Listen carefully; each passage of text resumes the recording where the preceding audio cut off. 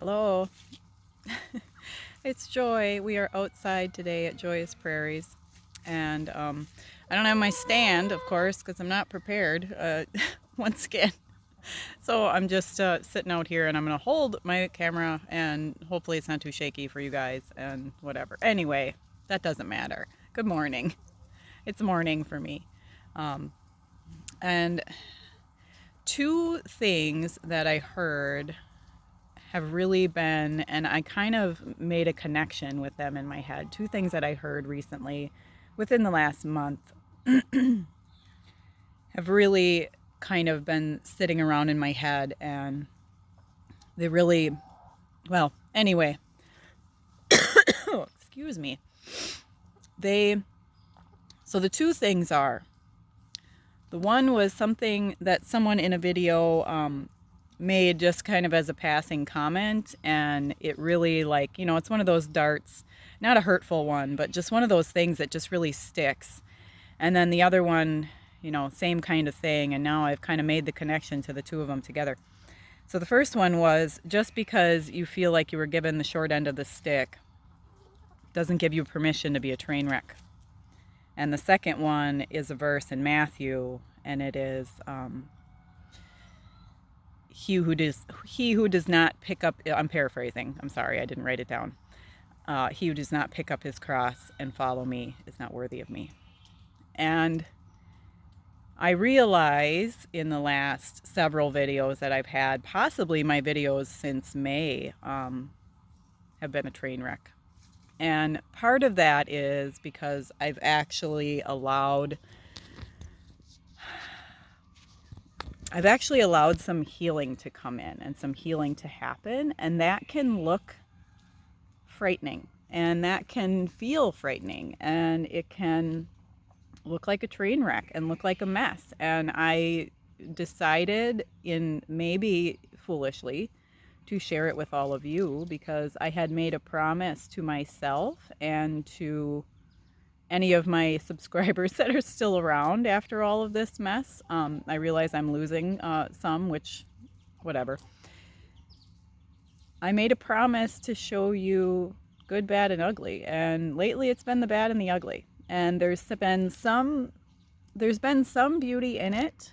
There's been some bits that were good, but these two quotes or phrases that I heard, one being a Bible verse. The Bible verse, I never really even had any thoughts about it prior to hearing it and having a person kind of explain what it meant to them.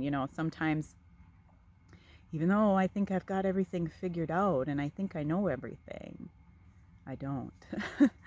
But so these two quotes they just really spoke to me, because I was like, okay, even though I have put on, probably for a good 35 years of my life, I have put on this facade, for the most part, that some of you see through. I have put on the facade of having it all together and having everything figured out. A lot of times internally I was a train wreck, and I took my identity in that. I decided, because of the way I grew up and the way I was treated in school and the way people treated me, that I could identify as a broken person, and I could be completely dissatisfied with the way I was made and the way that I thought about things and the way other people treated me, in my own definition of how they were treating me. I felt like I could identify as this train wreck of a person, even though externally I showed something very different. And in the last few weeks, because of really pressing in and really trying to, and it started back in January when I knew I was being called back into community, and that was terrifying for me. I really started pressing in. I really started asking God to show me things, and I really started being dedicated to I got a leaf in my hair. Being dedicated to, prayer and worship time. Even though it was something I always did, I was always doing it out of duty, and recently I've been doing it more out of devotion. And I know I've spoke about that in the past, and those of you that know what that means, I won't get into it. And of course, what I wanted out of that was a deeper relationship. What I wanted out of that was, more peace, more happiness, more to make my life easier, all of those things.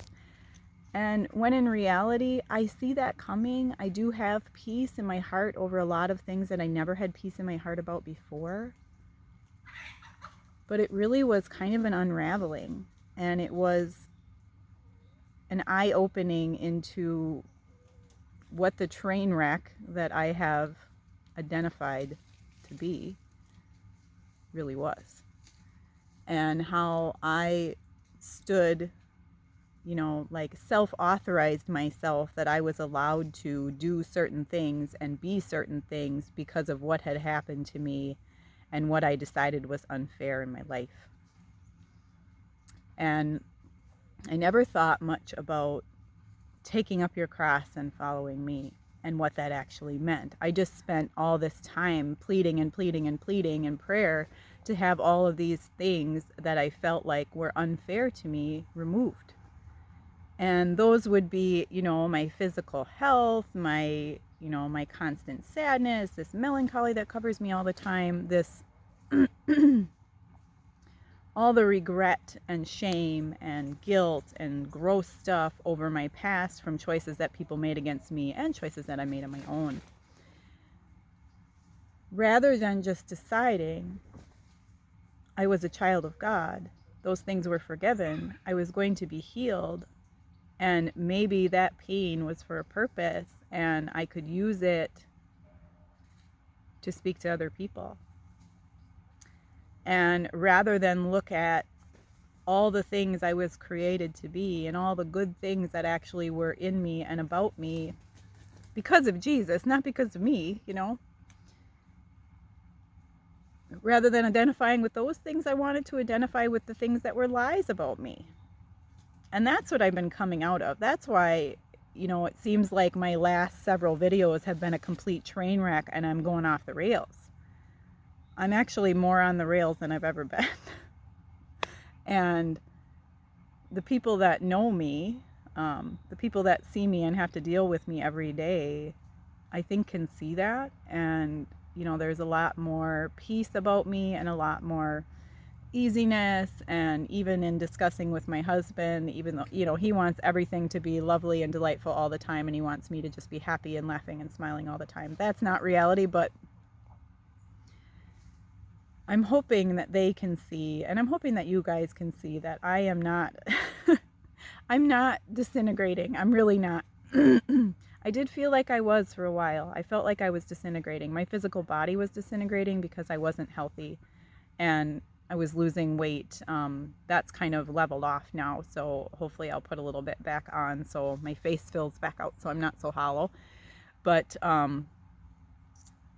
yeah, I'm not disintegrating. I'm being built back, and I'm being built back to what I actually should be, rather than this damaged, broken person that I had identified with. And that doesn't mean I'm not going to deal with the things as they come up. As things are shown to me, self-destructive behavior, damage that was caused to me, lies that I've believed. It doesn't mean that I'm going to stop working. It doesn't mean I'm giving up and I'm deciding like this is enough, I'm healed enough. But I am taking a risk and going back into, I've been going to church, I have rejoined community, but I'm actually joining a group today. And that's the part that I feared, but I feel protected. I feel like a very different person than I was when I did that the last time, which was, 10, 12 years ago. So, yeah. Just because you were given the short end of the stick doesn't mean you have permission to be a train wreck, because you do have to allow healing to happen. You have to allow it. It's not going to be forced on you. And if you, like me, have identified with being a train wreck, have identified being a damaged person, it kind of puts a block up to your healing. And I can say that I did that. I put a block up to it for many, many years because I didn't want it. And it's so, that doesn't make sense, does it? Trying to think that out. And I don't even know if I'm making sense right now because as I'm speaking, I'm like, this doesn't make sense. But I want to be worthy of my Savior. And I know that it's not a works-based faith, but to take up my cross and follow him so that I'm worthy of him. And everybody's got different theology, so there may be some talk of this in the comments, but that's what's speaking to me today. And whatever my cross looks like that I have to carry, I still need to be obedient to what I've been asked to do and what I feel led to do. So I hope this isn't cryptic, guys. I have a couple comments about it being cryptic, and those were hard for me to take. And I'm trying to give you as much as I can of what's coming out of my mouth. But you think everything through so much, and I have it like, it sounds perfect in my head. And perhaps if I wrote a script, it would come out a lot better. But then when it comes out of my mouth, it doesn't always make sense to me either. So anyway, that's my deal for today. And I appreciate you guys so much. I am still in a very good place. Yeah, my heart is happy and my soul has peace. Live in love out of the way you were created.